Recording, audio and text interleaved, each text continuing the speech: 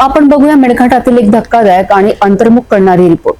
अमरावती जिल्ह्यातील धारणी तालुक्यातील राणीगावच्या आदिवासी बांधवांची राणीगावच्या घाट जिथे रोजचा प्रवास म्हणजे मृत्यूशी झुंज। हा रिपोर्ट पाहून तुम्हालाही प्रश्न पडेल, मेळघाट खरंच भारतात आहे की सरकारच्या कागदांपुरतं? जाणून घेऊया प्रतिनिधी संदीप राऊत यांची ग्राउंड रिपोर्ट।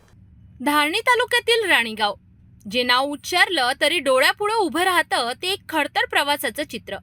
डोंगर घाटातून जाणारा रस्ता म्हणजे जीवन आणि मृत्यूच्या सीमेरेषेवर चाललेली एक सैर। 2-2 फुटांचे खड्डे, ढासळलेली बाजू आणि कोसळणाऱ्या दरडी हीच इथली रोजची वाट। एकीकडे समृद्धी महामार्गाच्या बांधकामाचा गाजावाजा होतो आणि दुसरीकडे मेळघाटातील रस्ते मात्र रामभरोसे। राज्य आणि केंद्र सरकारकडून वर्षानुवर्षे मेळघाट विकासासाठी कोट्यवधी रुपयांचा निधी येतो, पण प्रत्यक्षात काय? निधी कागदांवर खर्च होतो आणि जमिनीवर अर्थात रस्त्यावर फक्त खड्डेच खड्डे। सार्वजनिक बांधकाम विभागाचे एक्झिक्युटिव्ह इंजिनियर आणि ज्युनियर इंजिनियर राजकीय कार्यक्रमात मग्न आहेत, तर स्थानिक जनता जीव मुठीत घेऊन प्रवास करीत आहे।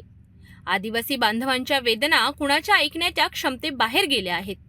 माजी खासदार नवनीत राणा यांनी स्वतःला मेळघाटची मुलगी म्हणवून घेतले, मात्र दिलेली प्रत्येक आश्वासनं आजही हवेत विरून गेल्यासारखी वाटतं।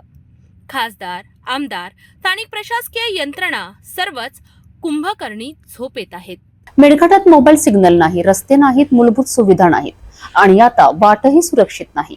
आमदार केवळराम काळे यांनी या मुद्द्यांवर सतत आवाज उठवला, परंतु दुर्दैवाने मेळघाट आजही आउट ऑफ कव्हरेज आहे।